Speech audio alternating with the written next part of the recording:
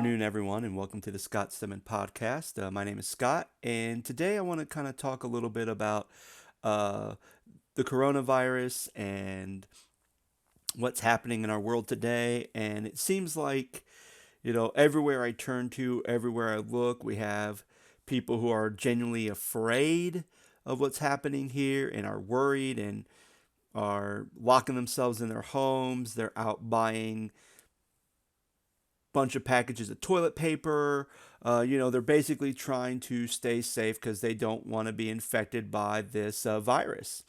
And then there's other people who are saying, oh, this is just fake news. It's nothing to worry about. More people die of the flu than of this. You guys are being ridiculous. It's stupid that, the NBA canceled their season, or the schools are now moving to an online only program for a couple of weeks, and all this stuff. And I look at kind of what's happening, and I can only speak for myself because as a pastor of a church, we're kind of being very proactive too as far as what we're going to do. And even since where we live in our community, there hasn't been an outbreak. There hasn't been anything reported in our area, or even anything suspect in our area of Augusta County in Virginia. And so with that being said, it's like, okay, sent a letter and contacted my church and was just like, hey, we're aware of it. We're monitoring it. Here's kind of here's how we're being proactive. We are still having services. If you're sick, even if you think that you have a cold or if you have allergies, stay at home. Make sure you're washing your hands. We're making sure our sanitized units that are throughout the church by the bathrooms, we're making sure that there's new batteries in there. Make sure that those are working properly. Um, you know, Usually in our church service, we kind of have like a greeting time where people can walk around and greet one another. We're kind of suspending that. So it's just like a little practical things, and then just kind of looking at things in the horizon. If we do have an outbreak in our area, what's the next steps? What are some things we can do? Do we cancel services and then just have online only services? Do we have people send in their tithe checks, or do we try to find a way to do online giving to kind of make sure that bills are being paid? There's a lot of things that me as a pastor and even my elder board and my church is doing to kind of be proactive about it. But the one thing that we're not doing is we're not fear mongering, and we're not being, in a way, we're not kind of being disrespectful or kind of rolling our eyes or turning our nose to people who do have concerns or people who don't have concerns. I think that, in our current world today, there's a lot of blame, there's a lot of finger pointing, there's a lot of fear mongering sometimes that's going on to try to elicit people to have some sort of response to do things. Just the other day, and I mean, this is kind of me being bad, as a bad parenting thing, but I was being frustrated with my son and he wasn't getting ready for school. And I told him repeatedly, socks, shoes, brush your teeth. So eventually I said, hey, socks, shoes, brush your teeth. I'm all ready to go. So I'm going to put your stuff in the car. I'm going to pack your lunch. But once I get in the car, if you're not ready, I have stuff to do. I'm going to leave without you. And of course, that induced panic into my son. He's like, oh, no, daddy, no, daddy. And so anytime when you hear the door open, even though I'm just putting like my computer bag in there, or I'm putting his book bag in there. And again, in my mind, I'm like, well, I'm not going to abandon my kid. But for him, every time he heard that door, there was a panic. He's like, no, daddy, no, wait, wait, wait.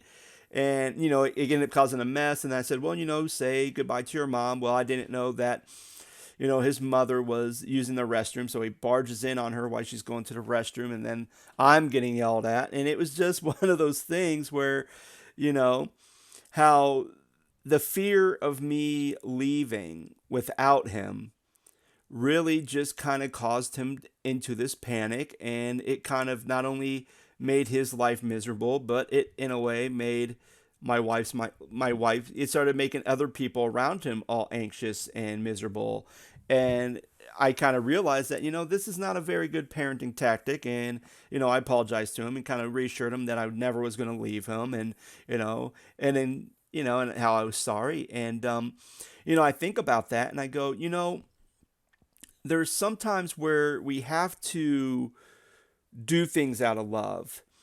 And I mean, even the other day, our local newspaper said that, oh, I think it's the Centera, like one of the Centera hospitals, one of the patients at a Centera hospital had confirmed for the coronavirus. Well, there's a Centera hospital 30 minutes away from us, but everything was behind a paywall, and they kind of didn't say, hey, it's not it's not here in our community, it's not here in our county. When someone asked them, the paper replied, and they're just like, you got to read the article to find out.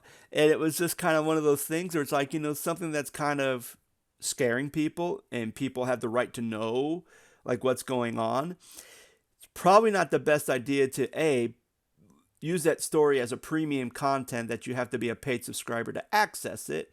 And B, when someone asks you a question and you do respond, you could have not said anything, but when you do respond, it's like, well, it could be, or you got to pay to find out. Like, to me, that's kind of, and I know, and I'm not going to be judgy upon our newspaper.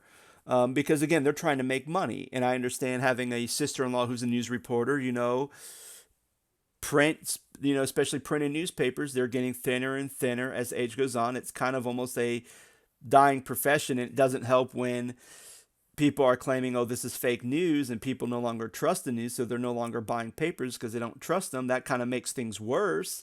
So it's kind of one of those things where it's like, oh, I get what they're trying to do. They're trying to put food on their table. They're trying to pay their bills just like anyone else is doing. It just seemed like the content was wrong, and especially certain things, and especially big news stories. You want people to pay for it, so it makes sense to put it behind a paywall. But I look at the scriptures, and I think about what Jesus says, and I think it's in John 4, John 4, where Jesus says, you know, that he will be our peace, that he will give us peace, and that the peace that he gives isn't like the world's peace. And when I think about that verse, and I'm probably paraphrasing it, so I do apologize, but when I think about that verse, I think about it how, my peace is in Jesus. And what does that mean? Well, I think back to other things that Jesus has said, where, he says, do not worry about tomorrow, for today has enough troubles of its own. And to me, it's like, okay, right now, the only thing I can do is what I'm doing right now in the present. I can't let the fear of what might happen disable me from doing my job, disable me from being there for my family, but most importantly, disable me from being a believer in Christ, a follower of Christ, and kind of doing His will. And I know if we have more of an outbreak, if there's a bunch of cases that are popping up in our area, then I will get to the point where then I will make decisions for what's best for me, for my health, what's best for my families, and what's best for my congregation's health.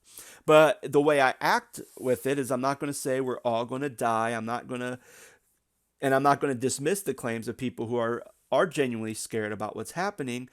We have to work in a way that's always going to bring peace and always promote love. And even I think about, that we serve a God of love and not a God of fear, and that perfect love drives out fear.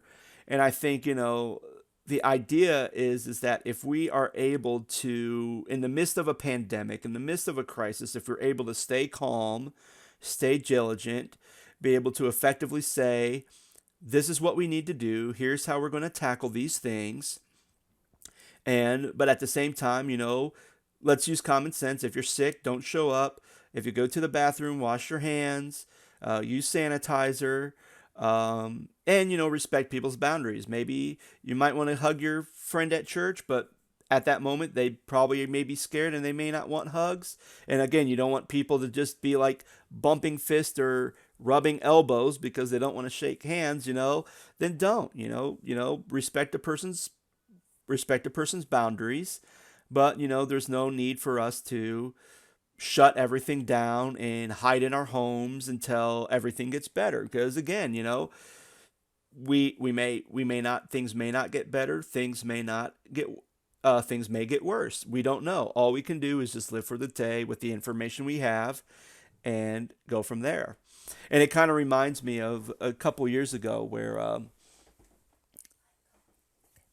was going a couple years ago where me and my wife were taking our son to Florida, and we were and at this time, there was great fear about the Zika virus that was going around, that was being transmitted by mosquitoes, and especially down in Florida, because we were going to Disney down in Florida.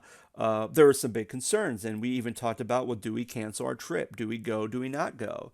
And I remember, and the main reason why is because Laura and I were thinking about planning on having another child, which we did. We had our daughter Lizzie, but of course, from those of you who don't remember, if you did have the Zika virus, it could make you infertile as a man. You could struggle with infertility, and the other thing is if you are pregnant and you do have this virus, then it could cause damage to your child and to your baby. So there was a big panic, and it was like, well, do we even go on this trip? And we decided we do, and everything was fine. We made sure we had bug spray. We were spraying bug spray every time we were going out, making sure. And of course, Disney and their hotel policies, they put out a disclaimer on the things that they're doing too to kind of counteract it. Um, so now, almost 3 years later, we're making another trip down to Disney, and the same question: do we go down to Disney? We're going to be in a crowded place with crowded people.